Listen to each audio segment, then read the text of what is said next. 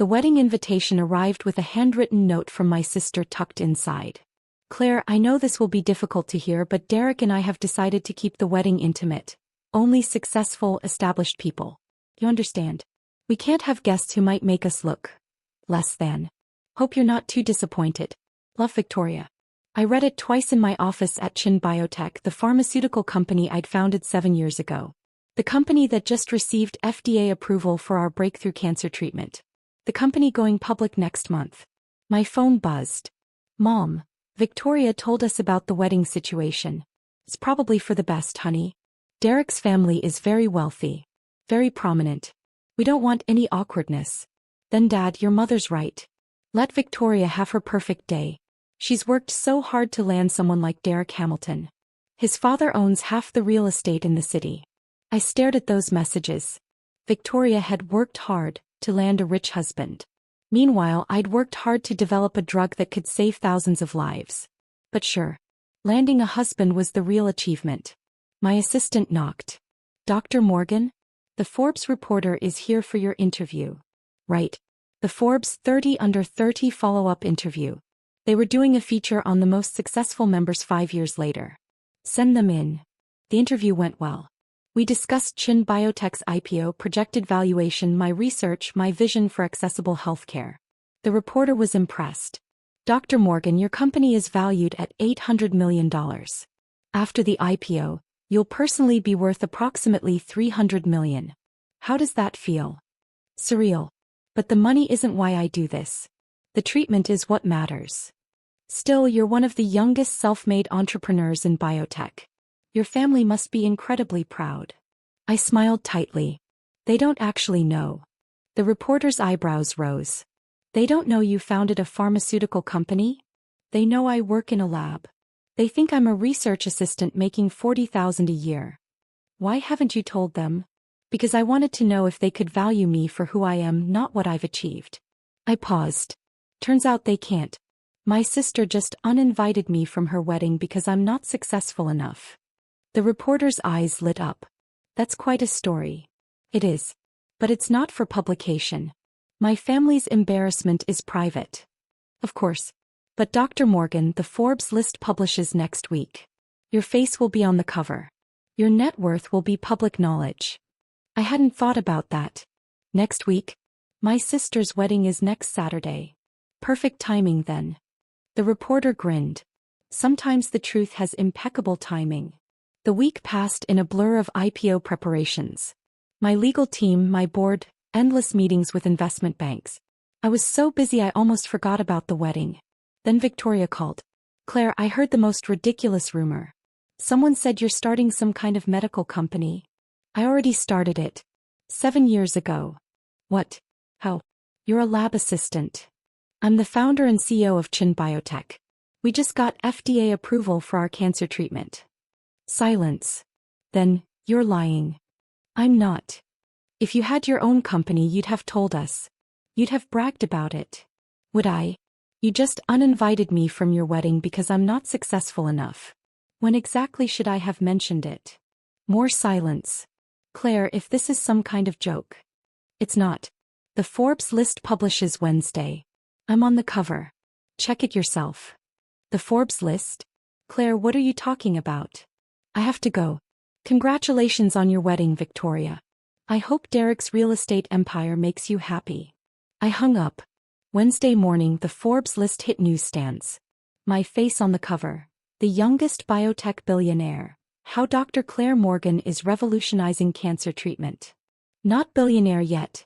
That was typical Forbes exaggeration. But close enough. My phone exploded. Texts, calls, voicemails. I ignored them all except one. From my former college roommate Sarah, who was a pharmaceutical sales rep. Claire, you're on the Forbes cover. I'm showing everyone at work. Why didn't you tell me you were a genius billionaire? I smiled and texted back. Because I wanted friends who liked me for me, not my money. Fair. But seriously, this is incredible. Your family must be losing their minds. I hadn't checked. Didn't want to. But at noon my assistant buzzed me. Dr. Morgan? Your mother is in the lobby. She's quite insistent. I sighed. Send her up. Mom burst into my office holding a Forbes magazine, mascara already running. Claire, is this true? All of it. Hello, Mom. Yes, it's true. But how? Why didn't you tell us? When would I have told you? During the family dinners where you bragged about Victoria's engagement? During the holidays where Dad kept suggesting entry-level jobs I might be qualified for? I leaned back in my chair. You decided I was a failure 7 years ago when I didn't go to medical school. You never asked if there might be another reason. We thought you'd given up. You said you were working in a lab. I am working in a lab. My lab. In my building. At my company. Mom sank into a chair. Victoria doesn't know, does she? About the cover. She knows now. I told her Monday. She still sent the wedding invitation. The one excluding you. She did. Before she knew. Probably already regretting it now. Mom's phone buzzed. She glanced at it. Victoria's calling. She's called 17 times. You should answer. Mom stared at her phone, then at me. What do I say to her? That's between you and Victoria. But Mom, I need you to understand something. What hurts isn't that Victoria is embarrassed now. It's that you all assumed I was worth excluding in the first place. We didn't assume. Yes, you did. You assumed I'd failed because my success didn't look like Victoria's. He found a rich husband. I found a cure for cancer. But only one of those made you proud. Mom started crying harder. Claire, I'm so sorry. We were wrong. So terribly wrong. I know you are. But sorry doesn't erase 7 years of dismissal. My assistant knocked again. Dr. Morgan? Your father is here. And your sister. They're both quite agitated. Of course they are. I stood. Send them in. Victoria burst through the door first, still in her wedding planning outfit, Dad trailing behind. She was waving her phone. Claire, you made us look like idiots. The wedding planner just called. She saw the Forbes article. She asked why the bride's sister wasn't invited when she's apparently some kind of medical genius billionaire. I didn't make you look like anything, Victoria. You did that yourself. You should have told us. You should have said you were successful. Why? So you'd invite me to your wedding? So I'd be worthy of attending. Dad finally spoke.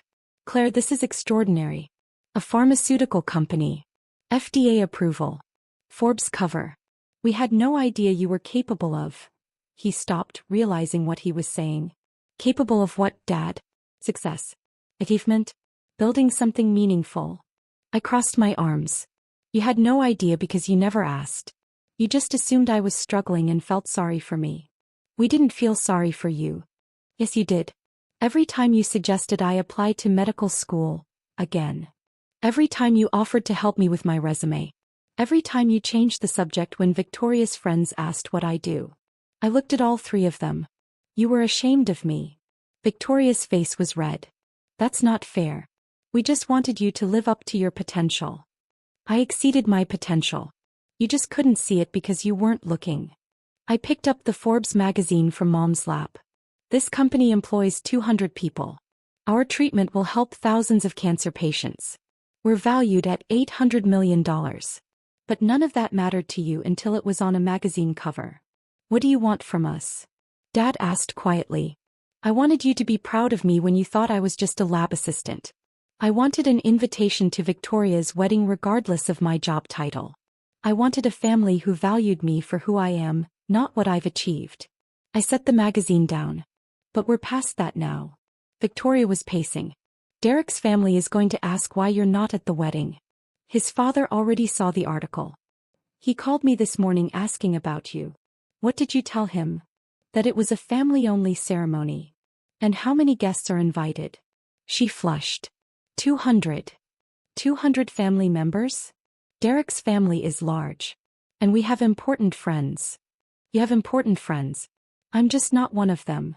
I walked to my window overlooking the city. You know what's funny? Derek's father, Charles Hamilton. He owns Hamilton Properties, right? Yes, why? Because Hamilton Properties just signed a lease for the entire third floor of this building. For their new corporate offices. The lease negotiations went through my real estate manager last month. I turned back to them. Charles Hamilton works for me now. Technically, Derek's family fortune depends partially on my approval of their rent terms. Victoria's face went white. You're lying. I'm not. Check the building directory downstairs. Hamilton Properties, floor 3, moving in next month. Dad pulled out his phone. Searched. His expression confirmed it. Oh God, Victoria whispered. Derek's father is going to ask why I excluded you. He's going to think I'm shallow, petty, someone who values people based on their perceived status. I shrugged. Yeah, probably. You have to come to the wedding, Victoria said desperately. Please. I'll fix the seating chart. I'll add you to everything. Just please don't make me look bad in front of Derek's family. Make you look bad?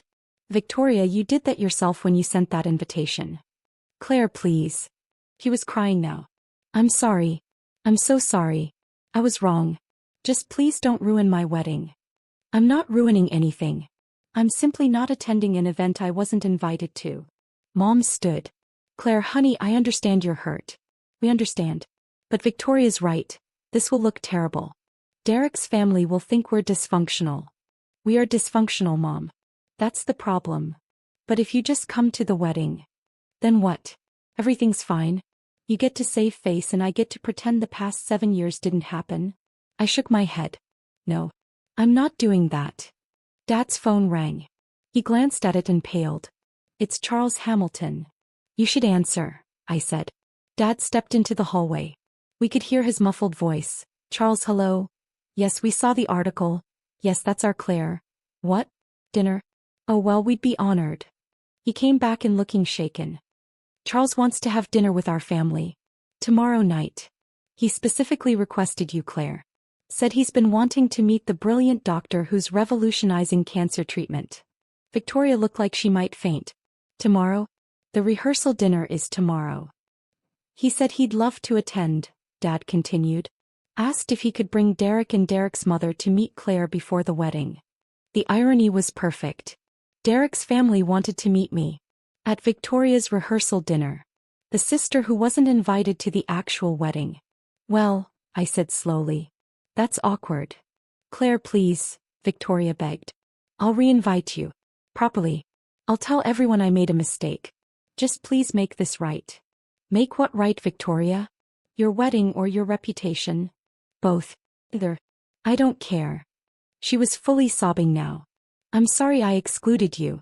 I'm sorry I judged you. I'm sorry I assumed you'd failed. I was wrong. Completely, totally wrong.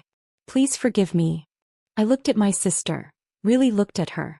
Saw not the golden child, but a woman who'd built her identity on marrying well because that's what our family valued. Who'd excluded me because she was afraid I'd diminish her achievement. Victoria, I'm not going to your wedding. Her face crumpled. But, I continued, I will attend the rehearsal dinner. I'll meet Charles Hamilton and be polite to Derek's family.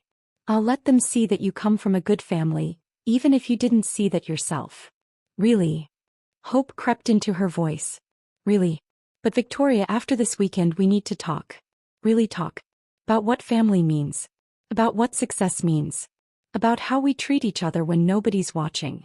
She nodded frantically. Yes. Anything. Thank you, Claire. Thank you so much. After they left, I sat alone in my office feeling exhausted. My phone buzzed. Sarah, please tell me you made them grovel.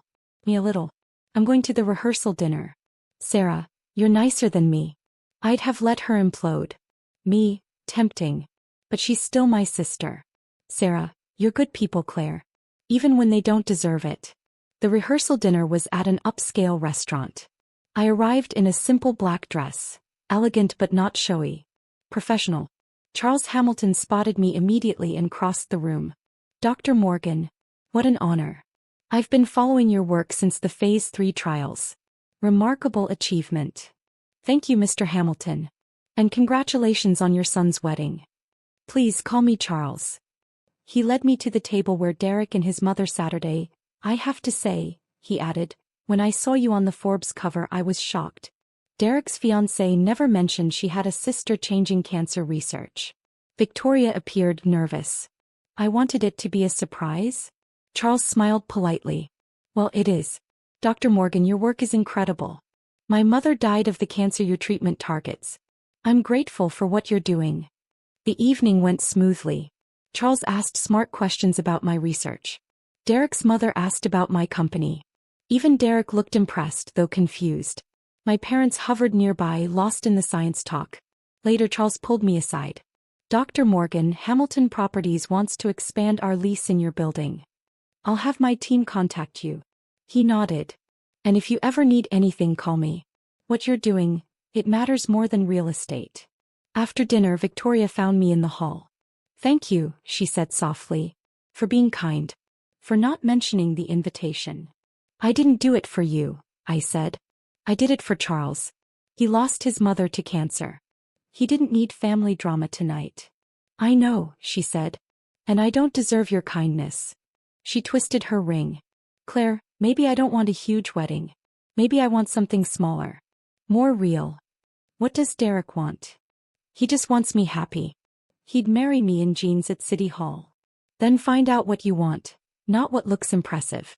I touched her shoulder. And Victoria, find your own success. Something that's yours. Her eyes filled with tears. I don't know what that is. Then figure it out. You're smart enough. You just forgot that when you decided marrying well was the goal. Monday morning, I was back in my lab when my assistant said, Dr. Morgan? Your family's here. They walked in, Mom, Dad, Victoria, and Derek. Dad spoke first. Claire, we've been talking all weekend. Mom added, we owe you more than an apology. We owe you a fresh start. Victoria stepped forward. I postponed the wedding. We want something smaller. And I'm going back to school, to finish my teaching degree. I want to find myself again. Tears filled my eyes. That's wonderful, Victoria. She smiled. And we want you there. Not because you're famous or successful. Because you're my sister. That should have been enough. Dad cleared his throat. Claire, I'm sorry I measured your worth by your title. I should have seen your brilliance long ago. Mom nodded. We're proud of you, not for your company or the Forbes cover, but for your heart, your strength, and everything you built. Derek spoke quietly. Dr. Morgan, Victoria's lucky to have you. And I'm lucky to be part of this family. I looked at them all, their honest faces, their effort. Hey, I said. Let's start over. Mom hugged me first. Then Dad. Then Victoria whispered, thank you for not giving up on me. That's what sisters do, I said softly. After they left, I returned to my work. To the lab. To the life I built when they couldn't see me. But now maybe they finally did. And that was worth more than any Forbes cover.